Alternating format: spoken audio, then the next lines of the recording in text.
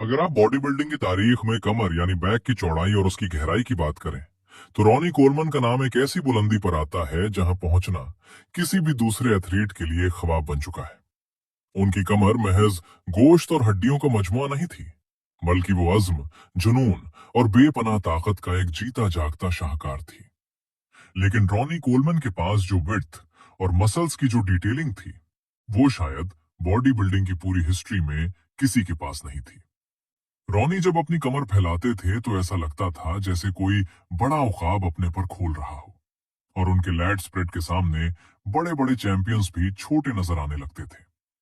इसी तरह अगर जय कटलर की बैक को देखा जाए तो वो बहुत चौड़ी और मुतासिर कुन थी, लेकिन रॉनी कोलमैन की कमर में जो 3D लुक और हर मसल फाइबर की जो अलहदगी थी, वो उन्हें बाकी सबसे जुदा करती थी, जिसे देखकर ऐसा लगता था जैसे वो किसी इंसान की नहीं बल्कि किसी देव मलाई किरदार की कमर हो।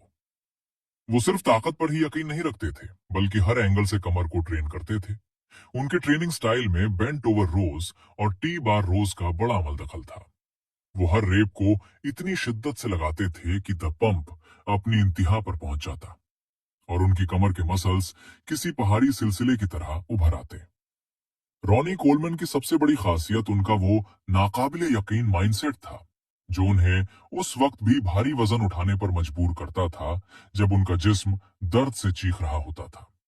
उनकी जिंदगी हमें सिखाती है कि अजीम बनने के लिए सिर्फ जेनेटिक्स काफी नहीं होती, बल्कि आपको इसके लिए वो कीमत चुकानी पड़ती है जो हर कोई नहीं चुका सकता।